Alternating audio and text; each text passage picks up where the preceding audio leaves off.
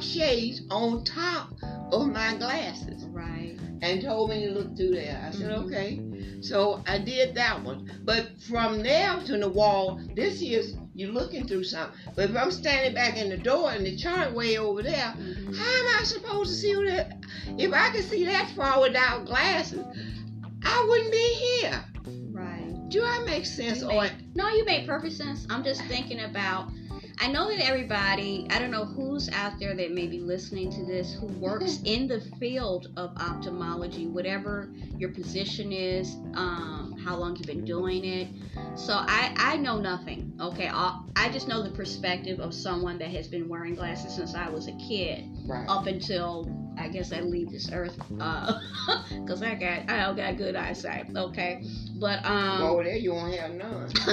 And I know every person individually, no matter what field you work in, you have a whole nother you have a different you have your own way of doing things, right, and carrying out things. And then there's maybe changes and shifts in how you carry out and do your job in the business, okay? And we've talked extensively about our experiences in dealing with AT&T and maybe some things that they may be doing differently with their business model of how they decide to do things. There's definitely been changes. Because we don't work there, nobody I know has ever necessarily personally worked there and shared their experiences with me. I don't know what's going on, but as a consumer, you're like, something else is going on, right, here, different. They move it different, and no one's actually saying anything, but you kind of, and it kind of leaves you have a blind spot as to what is going on, and it feels a certain type of way. You're like, okay, I don't know if I'm liking what I'm experiencing right now. But yeah, there were things that I picked up that I didn't experience, that they were doing. Yeah, and she'd been there the year before. So I don't know. What I really didn't like was I started to pick up some low-key hostility. Yeah. And this always kind of gets me. We're all human, and things happen, and we lose, things may hit different. Right. But when you're dealing with the public, it's not easy, okay? No. Okay? We don't know what happened before you got there to work. This is just real talk. In a perfect world, they tell you to leave, and you may have even been a person, been a supervisor or something that's married, share things about how that's the standard. Leave your personal life outside, and when you come step into the place, and that is the way it should be. But in reality, this is real talk, is that sometimes you can't you can't, because something just got to you underneath your skin, something has happened, and then you have to go into work and leave it at the door. And as much as you try to, sometimes you just can't do it, and I get that. But yeah, it was some hostility, and they start to get real agitated, and the delivery was getting worse. And the eye doctor, ophthalmologist, started to look at me and her eyes and how she was deciding to talk to my mother. I had to look away. I kept sitting there, and I was just kind of like trying not to go there, because after we left, I'm not going to hold Miss Mary anymore, is that we decided to run errands, and there was a gentleman, and I use that word gentleman very loosely. Okay, our last stop was Tony's. Okay, so I don't know what part of the world you're listening to. I don't know what part of the United States you're listening to. I don't know what city you're in. Okay, but this gentleman, the way we were going in the parking lot and he was coming out, but he did something real weird, and he was at fault. My mother said something. The window was partially down, both of ours, and I think his was too. Right. He was in this little car, white car, and I saw his face because of where I was at. And if looks could kill, he looked like he wanted to, and I'm not exaggerating, literally kill. Next thing I know, my mother's parking, and I hear loud shouting. So I said, whoa, okay, he sounds really loud. But he had actually opened up his door. He stopped going out stopped his Blocked car the entrance. and blocked the entrance, Completely. which is kind of what the deal was of how we were trying to, because you Get moved in. over, obviously, and he was in full beast mode, and I guess he would call himself cussing us out and was ready to fight two women. He opened the car door. I'm a big, healthy looking brother. So I'm like, okay, so you're going to stop your car this time, not just block it the way you were doing when we were trying to get in. And my mother just made, we're human. Squeezed in. I had to squeeze past him. And he overheard her. That's just what that is. That's just what that is. Everybody does that.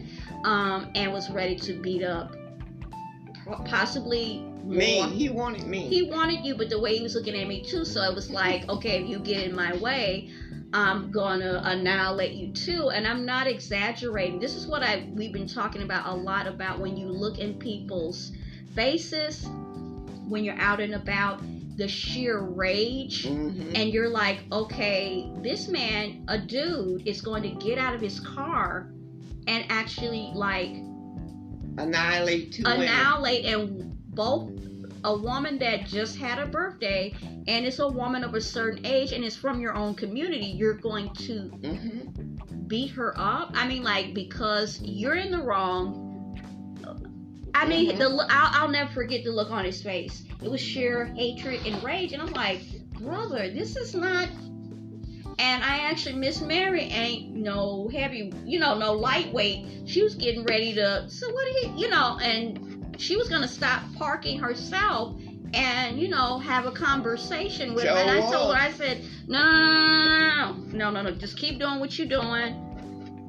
I couldn't believe he cussing me out. Yeah. And you're in the wrong, so why are you cussing me out? I'm going in, you done blocked the entryway. I had to sit there and you just sit there. I had to squeeze past him to get in. He rolled up just a little bit to completely block it in. Right. And I very briefly, it was someone actually in the car, and I believe they were children. So I'm still like, so you're going to beat up a woman? Yeah, he had some children in the car. In front of your children? I mean, like, who come from children. I mean, from a woman. And it's a woman that could possibly be your own mother or grandmother. So I'm like, see, this is the issue. So the thing that always gets me, even though I know what it is that when I talk about a lot on this channel about spiritual warfare, this is one of the red flags that you really don't have to read the Bible necessarily or be deep. For discernment you do, but what I'm saying, for those of you that still haven't made up your mind about this, is when you look in people's faces, just look at them, and they have this rage, or if you yourself is a person that every little thing is making you want to hurt people, maybe in their lives, something is going on, and you need to get a grip on it. Anything you want to say in closing, Miss Mary?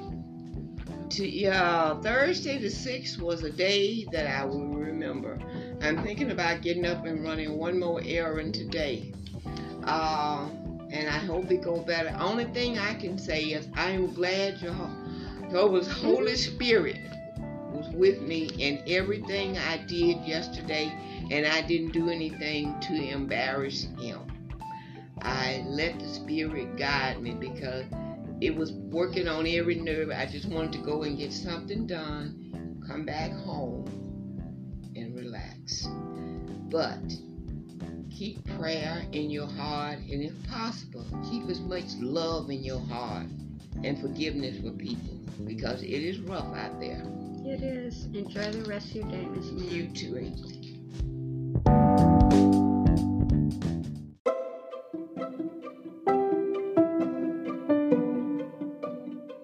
You were just listening to Teachable Moments with April podcast.